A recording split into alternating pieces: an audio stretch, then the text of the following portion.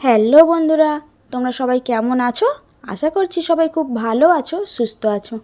তোমাদের ভালোবাসায় আমিও ভালো আছি। আবারও চলে এসেছি তোমাদের কাছে নতুন একটা ব্লগ নিয়ে। তো আজকে সকাল থেকে ব্লগটা আমি স্টার্ট করিনি, বিকাল থেকে স্টার্ট করছি। তো তোমরা প্রথম থেকে শেষ পর্যন্ত দেখো, আশা করছি তোমাদের অনেকটা বেশি ভালো লাগবে। তো অনেক দিন পরে এইরকম একটা ব্লগ ভিডিও তোমাদের সঙ্গে শেয়ার করছি। তো সেরকমভাবে তোমাদের সঙ্গে ব্লগ ভিডিও বহুদিন হয়ে গেল শেয়ার করা হয় না। তো যাই হোক গে, চলো বিকালবেলা ঘুম থেকে উঠে এখন ছাদ দিয়ে কাপড় জামাগুলো তুলে নিয়ে এসেছি। এখন সুন্দর করে এগুলোকে গুছিয়ে নেব। আর তোমাদের সঙ্গে চলো একটু গল্প করি, যেহেতু অনেক দিন তোমাদের সঙ্গে সত্যি গল্প করা হয়নি। আর তোমাদের সঙ্গে গল্প করতে না আমার ভীষণ ভালো লাগে, জানো তো। কি বলবো, এই যে পরিস্থিতির চাপে তোমাদের সঙ্গে সেই রকমভাবে অনেক দিন হয়ে গেলে গল্প করা হয়নি। আর তোমরা তো আমাকে খুব খুব খুব করে কমেন্ট করছো যে দিদিভাই তুমি ব্লগ ভিডিও দিচ্ছ না কেন, তুমি ভিডিও দিচ্ছ না কেন। বাপরে বাপ, আমার ভালোবাসার মানুষগুলো যে আমাকে এতটা বেশি ভালোবাসে সত্যি আমি বুঝতেই পারিনি। কয়েকদিন ভিডিও না দেওয়ার কারণে সবটাই বুঝে গেছি যে তোমরা আমাকে কতটা ভালোবাসো আর কতটা মিস করো। তো সেই জন্য আজকে তোমাদের সঙ্গে গল্প করতে চলে এলাম। তো দেখো জামা কাপড়গুলো এখন সুন্দর করে পাট করে নিচ্ছি। আর কি বলো তো, কেন ব্লগ ভিডিও দিইনি বলো তো, অনেক মানুষের না অনেক রকম সমস্যা হয় আমি ভিডিও দিই বলে, আমি ভিডিও করি বলে। তো সেই জন্য না আর মন চাইতো না যে ভিডিও করি। এত মানুষের এত সমস্যার সম্মুখীন হয়ে মানে ভিডিও পোস্ট করা আমার পক্ষে সম্ভব হয়ে উঠছিল না।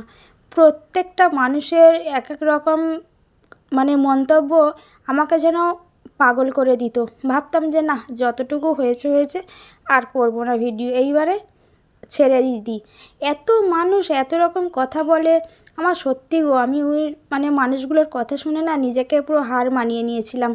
একদমই ভেবেই নিয়েছিলাম যে আমি আর ভিডিও করব না, যে না, এত লড়া যায় না। একটা জীবনের কতটা মানুষ লড়বে, কতক্ষণ মানুষ মানুষের মানে এইরকম খারাপ খারাপ কথাগুলো কানে নেবে। আরে ভাই, আমিও তো রক্তে মাংসে গড়া একটা মানুষ, বলো তো। আজকে ভালো লাগলো না, কালকে ভালো লাগলো না, ভাবলাম যে না, ওরা বলছে বলুক, আমি আমার কাজে মন দিয়ে করে যাই। কিন্তু দেখো, এক জায়গায় দাঁড়িয়ে না সেই মানে মনের জোরটা হারিয়ে যায়। মনে হয় যাক, এদের এত সমস্যা হচ্ছে, ঠিক আছে, এদের সমস্যাটাকে দূর করার জন্য আমি এই কাজটা নাই বা করলাম। তো কেন আমি ব্লগ ভিডিও করি, কেন আমি ইউটিউবে ভিডিও করি, ওরা যদি একটু আমার মনের কথাটা বুঝতো, হয়তো আমাকে এতটা উত্তেজিত করতো না এই ভিডিওর জন্য। আর সবথেকে বড় কথা, আমি কী বা এমন ভিডিও করি বা কী বা এমন দেখাই যে মানুষের এত প্রবলেম হয় আমার ভিডিওটা নিয়ে। আমি তো আমার ডেলিকারের রোজকারের ভিডিও, আমি সারাদিন কি করি, কেমনভাবে ঘরে একা একা সময় কাটে, সেইগুলোই তোমাদের সঙ্গে তুলে ধরি। আর এতে আমার বেশ মনটা ভালোই হয়। কি বলো তো, একা একদিন থাকতে ভালো লাগে, দুদিন থাকতে ভালো লাগে, দিনের পর দিন তো মানুষ একা থাকতে পারে না, তাই না? তো সেই জন্যই ভেবেছিলাম যে একটা ছোট চ্যানেল খুলি, সেখানে আমার ভালোবাসার মানুষগুলোর সঙ্গে মনের কথাগুলো হয়তো একটু শেয়ার করলে নিজেকে একটু ভালো লাগবে বা নিজেকে একটু স্থির মনে হবে। কিন্তু না, এই মানুষগুলো মনে হয় আমাকে আর এই পথে এগোতে দেবে না। আমি বুঝে গেছি যে একবার এরা আমার পিছু ছাড়বে না, যতদিন না আমি এই ইউটিউবে ভিডিও করা ছাড়বো, এরা আমার পিছু ছাড়বে না, আমি ভেবেই নিয়েছি।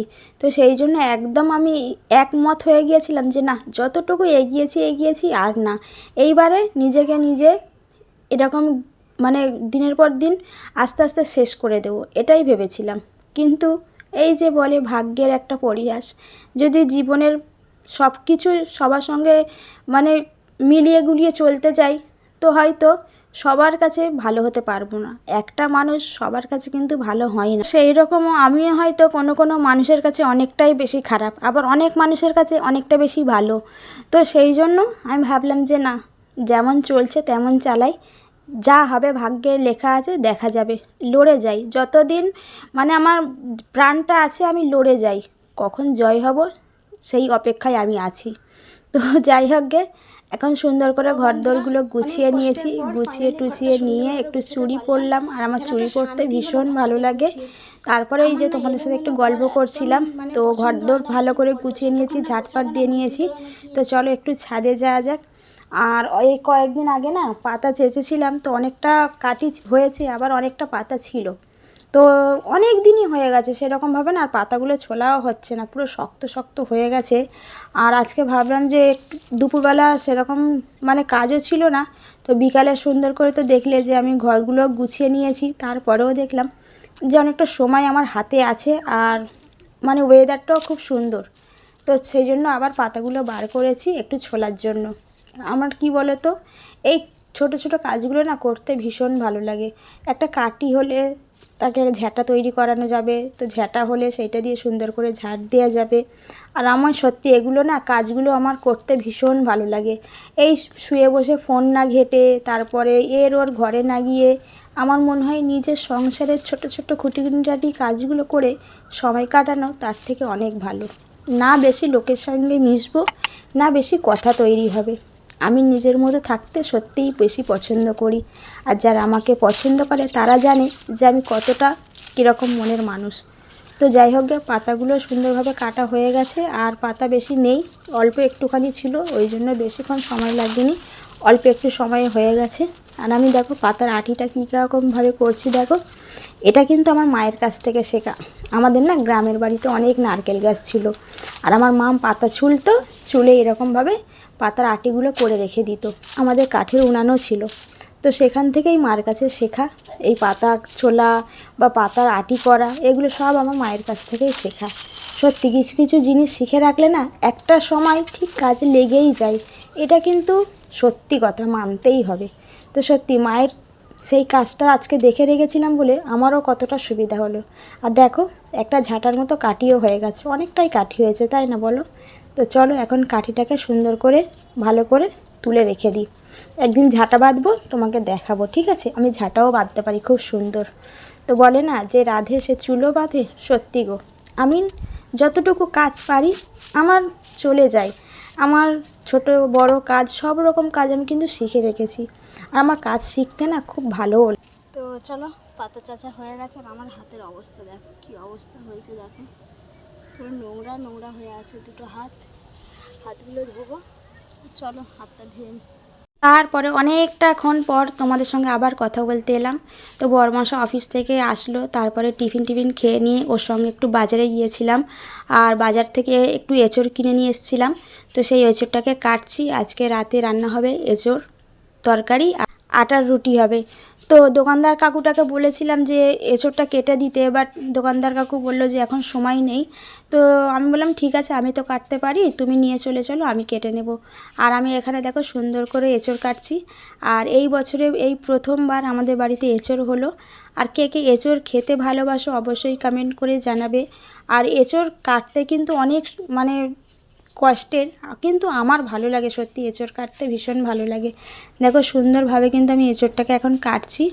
আর কে কে এঁচোড় খেতে পছন্দ করো অবশ্যই কমেন্ট করে জানাও।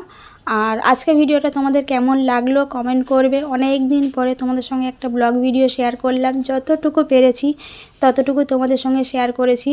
এর পরের ভিডিওতে তোমরা যদি দেখতে চাও যে আমি এঁচোড়টাকে কিভাবে রান্না করেছি, অবশ্যই কমেন্ট করো, আমি তোমাদেরকে সেই রেসিপিটাও দেখাবো যে এঁচোড়টা আমি কিভাবে রান্না করলাম।